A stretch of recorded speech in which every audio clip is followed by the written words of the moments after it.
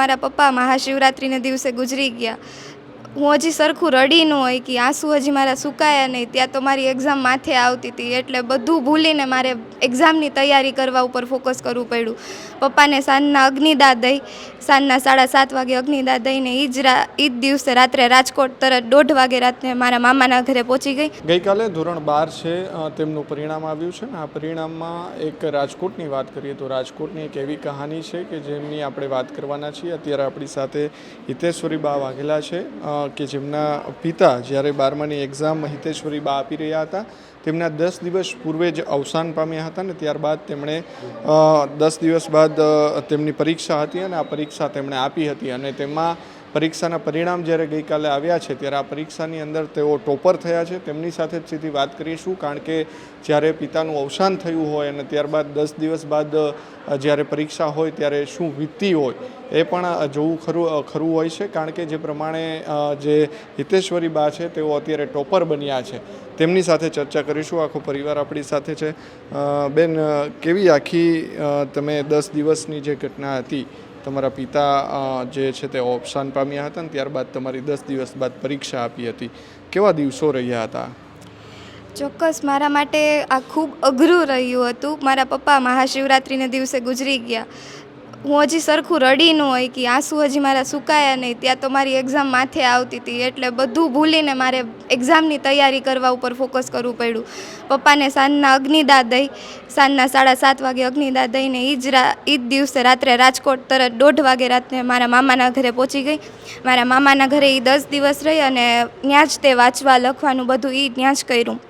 અને એમાંય તે મારા શ્રેયાંશ સ્કૂલ બજરંગવાડીની જે છે એ ખૂબ શ્રેષ્ઠ છે અને આખું વર્ષથી તે હું આખી તૈયારી કરતી હતી. મારા પપ્પા મારું 12મું સ્ટાર્ટ થયું ત્યારે પપ્પા બીમાર પડ્યા. પપ્પાને પેરેલિસિસનો હુમલો આવ્યો એ દિવસે અને આખું મારું 12મું પૂરું થયા ત્યાં મારા પપ્પા ગુજરી ગયા. અને મારા પપ્પા જ્યારે હોસ્પિટલમાં હતા ત્યારે મારે તે હોસ્પિટલે જવું પડતું, કેમ કે મારે કોઈ રહે એમ હોતું નહીં. અને મારો ભાઈ જે હતો એ રહેતો હતો. જ્યારે હું મારા પપ્પાને જનરલ મોડમાં શિફ્ટ કરી દીધા ત્યારે સવારથી સાંજના ટાઈમમાં તો મારે સ્કૂલ હોય, એટલે હું સ્કૂલ ભણીને પછી સાંજના 5:30 વાગે છૂટી, પછી 6 વાગે હોસ્પિટલે જાઉં, પછી 6 વાગે ત્યાં મારા પપ્પા ભેગી રહું. મારા પપ્પા બોલી નહોતા શકતા, 1 વર્ષ સુધી બોલી નથી શક્યા, કેમ કે ગળામાં નળી અને નાકમાં નળી આવી હતી. મારા પપ્પાને ખોરાક લેવા માટેની નાકમાં નળી અને ગળામાં કફની નળી, એવી રીતના નળી આવી હતી. એટલે પપ્પા 1 વર્ષ સુધી, જ્યાં સુધી મૃત્યુ પામ્યા ત્યાં સુધી બોલી નથી શક્યા. એટલે એવી રીતના મારા પપ્પા ઈશારામાં મને બધું કહેતા કે તારે પપ્પા એમ જ જ્યારે સાજા હતા ને ત્યારે એમ જ કહેતા કે કોઈ દી હિંમત નહીં હારવાની. મારા પપ્પા એક્સ આર્મી મેન હતા, આર્મીમાંથી રિટાયર્ડ થયા હતા અને ત્યારે આરએમસીમાં નોકરી કરતા હતા.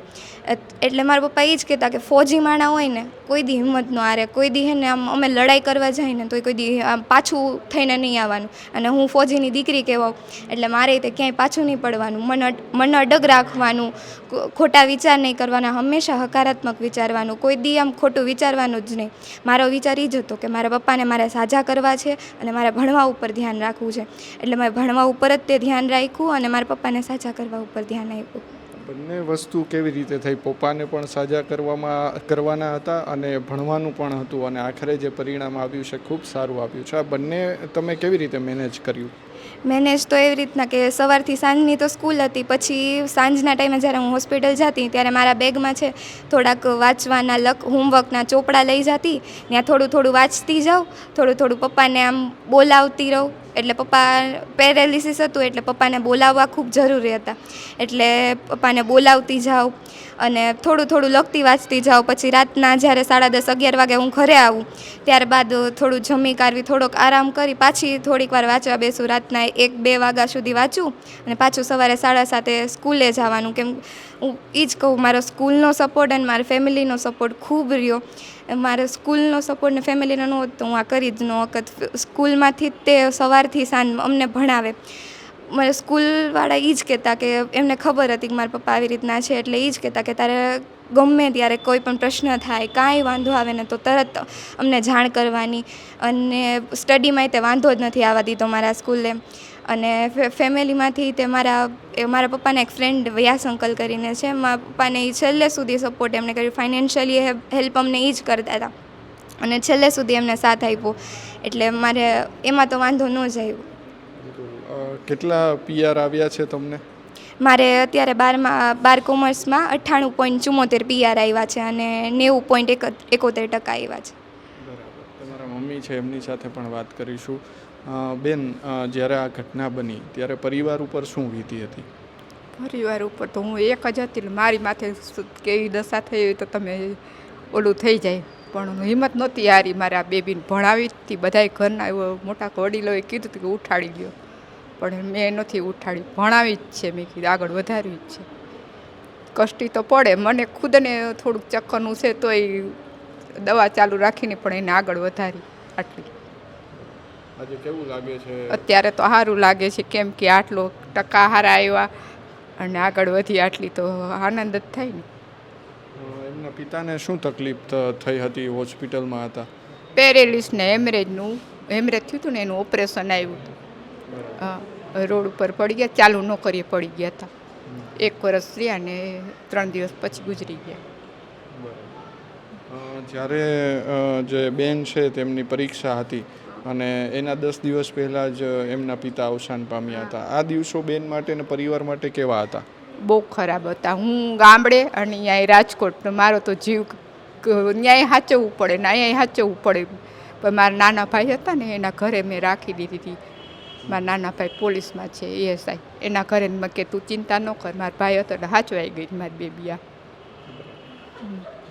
આજે એમના પિતાની હયાતી નથી, પરંતુ આજે તેઓ ટોપર બન્યા છે, તો કેવું લાગે છે? સારું લાગે છે, સારું બધાને લાગે છે. અમારા કુટુંબને બધાય વડીલોને બધાને સારું લાગે. મને તો બહુ સારું લાગે, કેમ કે આટલી મારી દીકરી આગળ વધી, હજી ભણાવવાની જ છે. એના પપ્પાને તો આત્માને બહુ એને શાંતિ થઈ એ છે. અમારી હારે જ છે એના પપ્પા તો. શું આગળ શું બનવાનો વિચાર છે હવે? મારા છે ને પપ્પા જ્યારે સાજા હતા ને ત્યારે મારા પપ્પા મને એમ જ કહેતા કે બેટા, મારું હે ને એક સપનું હે, બટ તું મારું સપનું પૂરું કરજે, કે હે ને તારે આ કલેક્ટર થવાનું છે, IAS ઓફિસર થવાનું છે. એટલે બસ મારું એ જ સપનું છે કે મારા પપ્પાનું હું સપનું પૂરું કરું. એના માટે કેવી મહેનત કરશો અને અત્યાર સુધી કેવી મહેનત કરી છે? અત્યાર સુધી તો મહેનત કરી જ છે. આ પપ્પાને આમ હતું તોય તે મેં અડગ મનોબળ રાખ્યું, મજબૂત રાખ્યું, હકારાત્મક વિચારો રાખ્યા, એટલે આટલું પરિણામ તો આવ્યું. હવે આગળ જતાં પણ મારા સ્કૂલનો સપોર્ટ તે અત્યારે છૂટવાનો નથી, એ મને ખ્યાલ છે. મારા સ્કૂલવાળાએ સપોર્ટ કરશે, મારા ફેમિલી મેમ્બર્સ છે બધા મને ગાઈડન્સ આપશે. એવી રીતના હું આગળનો અભ્યાસ કરીશ. પિતાને શું થયું હતું કે હોસ્પિટલાઇઝ કરવા પડ્યા હતા એને? પપ્પાને 2025માં બીજા મહિનામાં છે બ્રેઇન સ્ટ્રોક આવ્યો હતો અને એના લીધે છે ને લેફ્ટ સાઈડ પેરેલાઇઝડ પૂરું થઈ ગયું હતું. અને નાના મગજમાં છે ને હેમરેજનું ઓપરેશન આવ્યું હતું પપ્પાને. અને છેલ્લે તો પપ્પાને ભાઠા પણ શરીરે છે ને પાછળના ભાગે 3 ભાઠા પડી ગયા હતા. એટલે પપ્પા એક તો બોલી ન શકે, ન ખાઈ શકે, એટલે બહુ આમ દુઃખ પપ્પાને વધારે હતું એમ શરીરમાં. હવે કેવું લાગે છે? આજે તમારું પરિણામ ખૂબ સારું આવ્યું છે, કેવું લાગે છે? શું કહેવા માગશો? અને આજે આટલું શ્રેષ્ઠ પરિણામ આવ્યું એનો બસ હું આભાર મારા સ્કૂલને, મારા ફેમિલી મેમ્બર્સને, મારા પપ્પાને કહીશ, કેમ કે મારા પપ્પાના આશીર્વાદ છે, બધાયના આશીર્વાદ છે અને બધાયનો સાથ સહકાર્યો, એના લીધે હું આટલો સારું પરિણામ મેળવી શકી. બિલકુલ. તો હતા આપણી સાથે હિતેશ્વરી બા. તેમણે કહ્યું કે ધોરણ 12નું જે પરિણામ આવ્યું છે તેમાં તેઓ ટોપર બન્યા છે, પરંતુ સૌથી મહત્ત્વની વાત એ છે કે જ્યારે 10 દિવસ બાદ જ્યારે પરીક્ષા હતી તે પૂર્વે જ 10 દિવસ પૂર્વે જ તેમના પિતાનું અવસાન થયું હતું અને છતાં પણ તેમને હાર ન માની અને આખરે તેઓએ પરીક્ષા આપી અને તેઓ ધોરણ 12ના પરિણામની અંદર તેઓ ટોપર બન્યા છે. એટલે ક્યાંક ને ક્યાંક આ કહાની જે છે તે આમ તો રડાવી દે તેવી છે, કારણ કે પિતાનું અવસાન થયું હોય તે દિવસો કેવા હોય એ તેમને જ ખબર હોય, પરિવારને જ ખબર હોય. માતાથી દૂર રહી, પરિવારથી દૂર રહી, તેમના જે બીજા પરિવારજનો છે ત્યાં રહી અને આ પરીક્ષાની તૈયારી કરીને આખરે તેઓ સ્કૂલની વાત કરીએ તો જે શાળા છે શ્રેયાંશ શાળા, તેમનો પણ સપોર્ટ ખૂબ તેમને રહ્યો છે તેવું કહી રહ્યા છે અને તેમના જ કારણે તેઓ આજે અહીંયા સુધી પહોંચ્યા છે. હિતેશ્વરી, સૌપ્રથમ તો મારું નામ હિરાની વંશિતા, શ્રેયાંશ સ્કૂલમાં છેલ્લા 3 વર્ષથી પ્રિન્સિપલ તરીકેની ભૂમિકા ભજવું છું. બરાબર.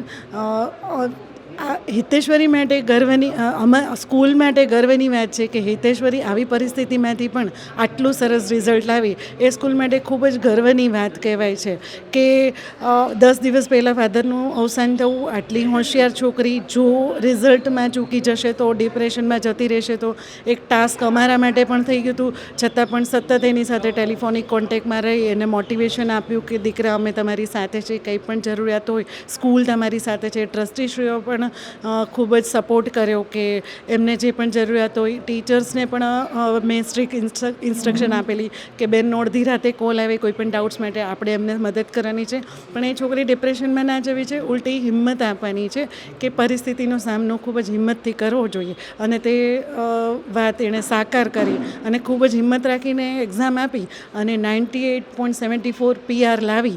સ્કૂલનું પણ ગર્વ વધાર્યું છે અને માતા પિતાનું પણ ગર્વ વધાર્યું છે અને એના સમાજને પણ એના માટે ખૂબ જ ગર્વ થાય છે.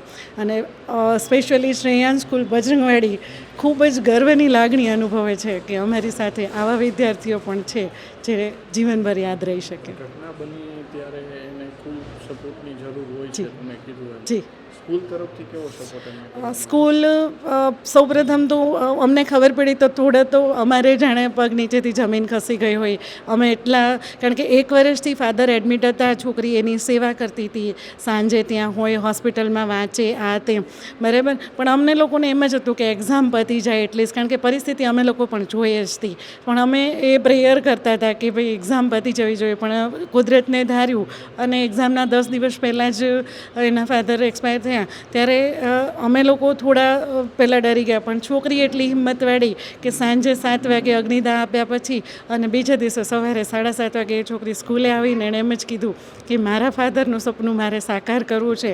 અને એમાં અમે લોકો એના ડગલે ને પગલે એવરીડે ફોન કોલ્સ કરીએ કે કંઈ જરૂર છે કે નહીં, એવું લાગે તો અમે લોકોએ ત્યાં સુધી કીધેલું કે મેં એને એમ કીધું દીકરા ઘરે કંઈ પણ ના સચોય, મારી ઘરે આવીને રહે અને તું જે કંઈ પણ સપોર્ટની જરૂર હોય તું કર અને અમે તમારી સાથે છીએ. અને ટ્રસ્ટીશ્રીઓ પણ સતત એનું ફોલોઅપ અમારી પાસેથી લીધું, દીકરી ભણે છે કે નહીં, એને કોઈ પણ વાતની ખોટ ના પડવી જોઈએ, એ વસ્તુઓને લીધે અમને પણ હિંમત વધતી હતી ને અમે એ છોકરીને હિંમત આપતા હતા ને એ છોકરી હિંમતથી એક્ઝામ પણ આપી અને સારા PR સાથે પાસ થઈ છે. વંશિતા હિરાની.